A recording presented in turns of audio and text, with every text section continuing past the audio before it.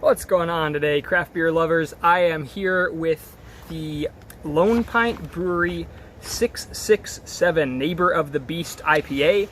And so this is brewed in Texas, where of course I make my home and where I grew up. And it's my second type of beer from Lone Pint.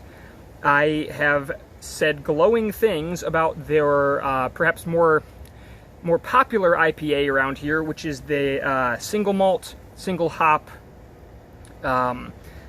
Yellow Rose, and that's a mosaic IPA, and I love it because it's crisp, it is clean, it is delicate, it's the perfect ABV, it's the perfect kind of light, grapefruity, bready, bread tasting Texas IPA. It's perfect for the climate around here, and it's the one that they're kind of best known for. It's really beloved among, I think, Texas craft brew drinkers.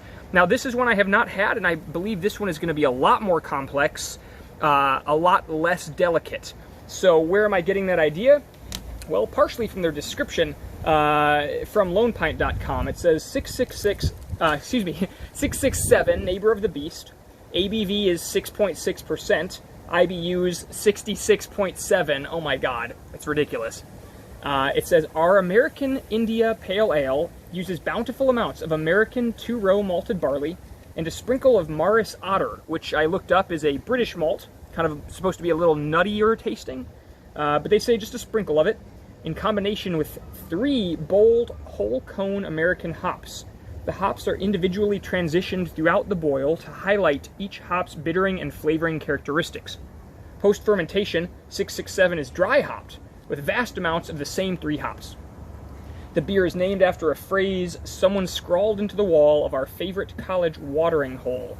Tasting notes: orange nectar with a frothy white head, medium malt body, seriously chocked full of piney grapefruit flavor and aroma, finishing with hints of peach and honey. A hop head's soused hallucination. Interesting. So that's right up my alley. That sounds perfect to me. I also like to show off this package it comes in. A little unusual, right? It has a lot of shelf appeal, coming in this these big 4-packs of bottle instead of the 6-packs 12-ounce cans.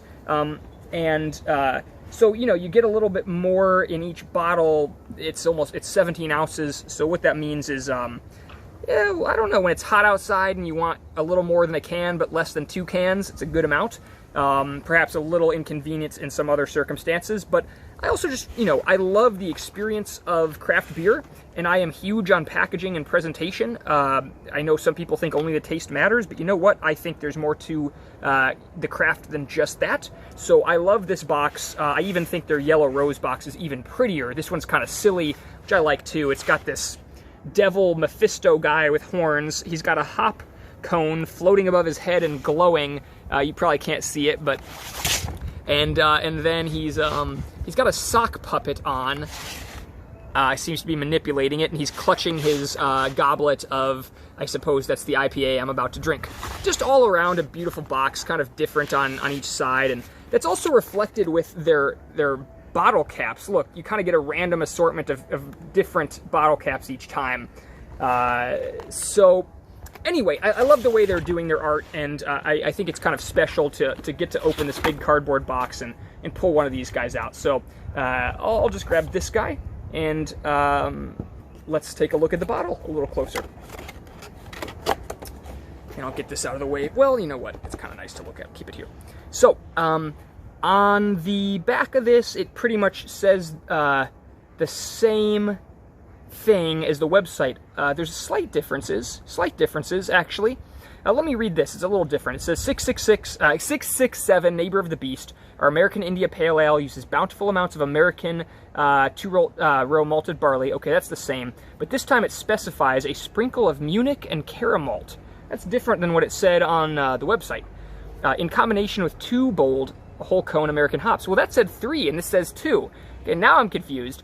It says the hops are evenly ratioed throughout the boil based on their alpha acid content to create a nectarous combination. That's a cool word. A nectarous combination of both hops' bittering, flavoring, and aroma characteristics.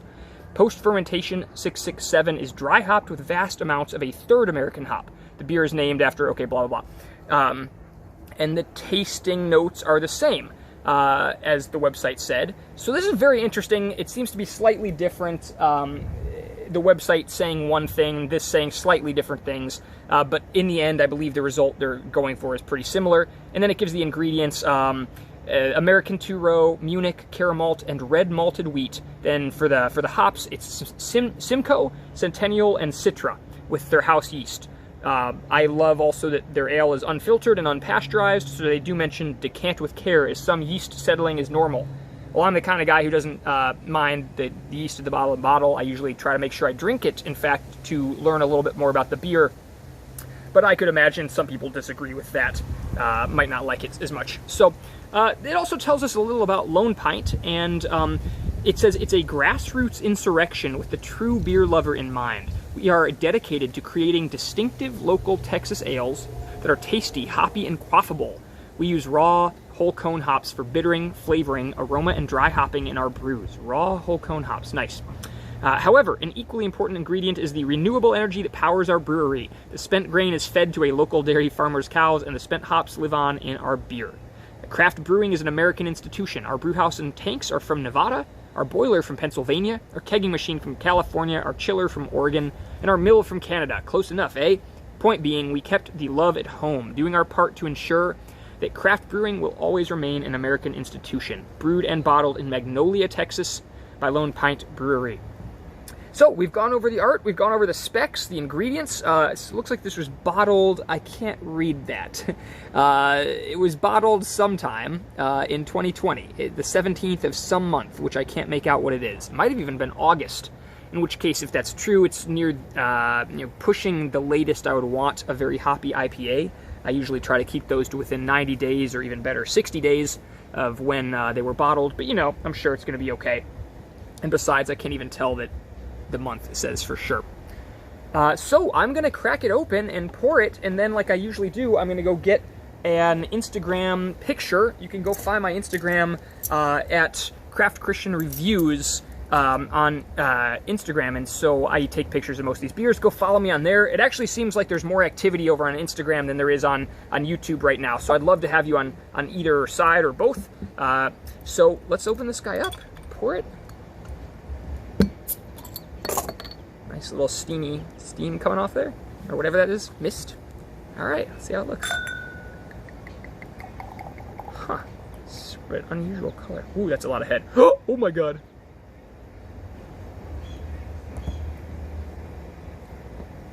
Oh my gosh, spilling down the side. Wow, have you ever seen that? That is ridiculous. What did they say? Something about a big, what'd they say? Oh yeah, a frothy white head. Well, yeah, you can say that. I'm gonna get some pictures. I'll be back. Okay, well, at this point it's just bordering on ridiculous. You might see I added a tiny bit more while I was taking my pictures, but it's been 2 minutes since I paused, and this head has not gone anywhere. Smells like beer. Smells like good beer. Just ridiculous. I mean, look, what is going on there? I love having a good head on my beer, so I'm not complaining, but this is pretty funny. I could have poured it a little more gently, that's for sure, but I like to, try and get a little bit of foam on top. But note to self, this is out of control foamy. But just talking about the experience, right? This is pretty fun already. I'm excited because it's never a bad sign when there's this big of a head. You know what I mean? It indicates to me freshness. It makes me think fresh, clean. I don't know. It's just pretty. So I'll give it a taste, and it's gonna be hard to get through this, so don't laugh.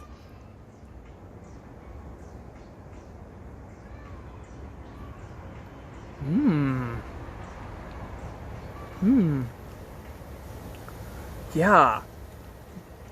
Ooh, that's different. Whoa. These leaves are blowing into my face. Very much different than their other one. I definitely taste the orange side of things, which orange is not my favorite taste in an IPA. It's nothing wrong with it. It's just not the one I mean, I like, but this is like tropical, a little orange, very hoppy and very malty. That's what I would also say. I mean, the other tastes are kind of secondary to the hops and malt that are very predominant.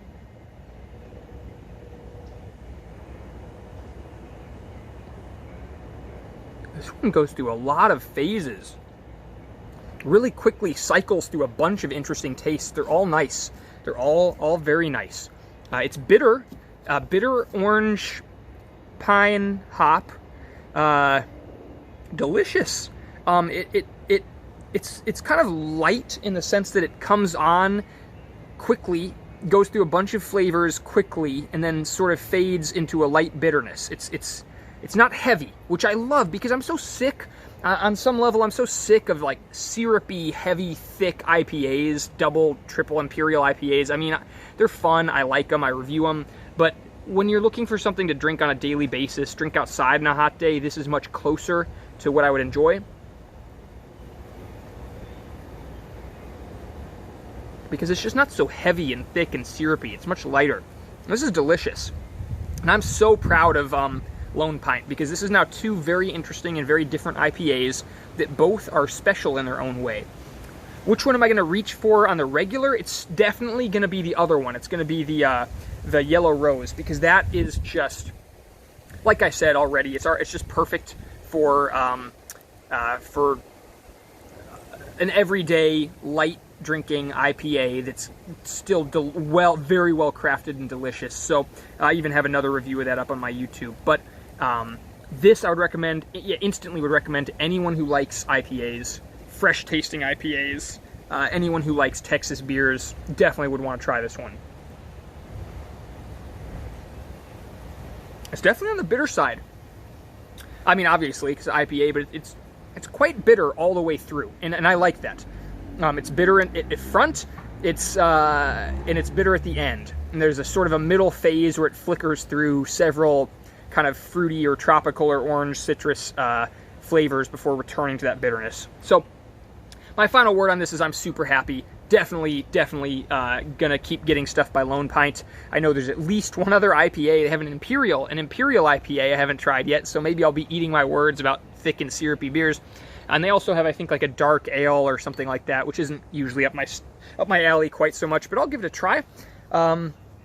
So that's my word on this beer. If you like this kind of content, please subscribe to the channel and leave a like or a comment on the video. Let me know if you've had any other beers by Lone Pint, if you've tried them. I mean, if you're outside of Texas, you probably don't get to have this stuff, but maybe you have. And if you have any thoughts on what I was saying about kind of crisp and clean IPAs versus the heavier, more syrupy, high ABV IPAs, I'm always open to your comments, your thoughts. If you have any other beers you want me to try to get my hands on and review, I would be happy to hear that as well. And like I said, go find me on Instagram at Craft Christian Reviews. You can see the picture I took of this one and a bunch of other ones, and I hope I see you over there as well. So enjoy whatever you're drinking today. Stay safe. And, make good decisions, and one of those good decisions will be subscribing. I'll see you in the next video. Peace.